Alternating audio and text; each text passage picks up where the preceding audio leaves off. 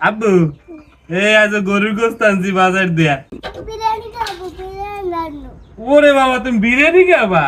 আচ্ছা ঠিক আছে, বিরিয়ানি রানতে আছি তাহলে। দর্শক, পোলা গরুর গোস্ত দেখে এখন হে বলে বিরিয়ানি খাইবে, এর লেগে মোরে এখন বিরিয়ানি রানমু। লন এই যে বিরিয়ানি রান্নার লেগে প্রস্তুতি নি। বিরিয়ানি রান্দার লাগিয়ে প্রথমে পাতিলে তেল দিয়ে এলাম, পেঁয়াজ দিয়ে এলাম, গরম মশলা তেজপাতা মুই এক লগে সব দিয়ে দিম। আদা বাটা দিলাম, রসুন বাটা দিলাম, পেঁয়াজ দিলাম, জিরের গুঁড়ি দিলাম, হালকা একটু মরিচের গুঁড়ি দিলাম, 2 চামচ লবণ দিলাম, এরপর একটু সস দিলাম। এখন মুই বিরিয়ানি মশলাটা দিয়ে এলাম, এখন একটু গোটা দিয়ে এলাম, এখন টক দইটা দিয়ে এলাম, গোস্তটা দিয়ে এলাম, টেস্টি লবণ দিয়ে দিম। কষান হয়ে গেছে, এখন মুই মৌ দিয়ে এলাম, গোস্তটারে ভালো করে সেদ্ধ করে এলাম।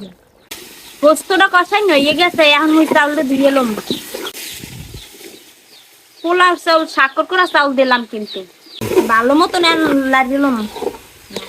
চাউলটা মাহান্য হয়ে গেছে, এখন মুই আগেই গরম পানি করে রাখছি, আর মুই দিয়ে দিলাম।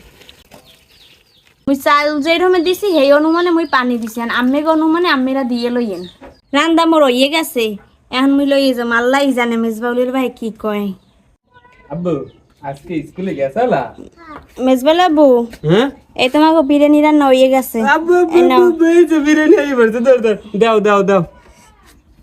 হ্যাঁ এসে খালি সারা বছর হোটেলে খাইছি, বিভিন্ন মেজবানে খাইছি, আজ গো মাতার রে কথা বিরিয়ানি রান্দাইছি ঘরের। দেখ কেলে কেমন রানছে। আব্বু নেও তো, খাইয়ে দেখো তো। বিসমিল্লাহ। সেই মজা হয়েছে? ওর বাবা কয় কি, দেখলে তো। বিসমিল্লাহ।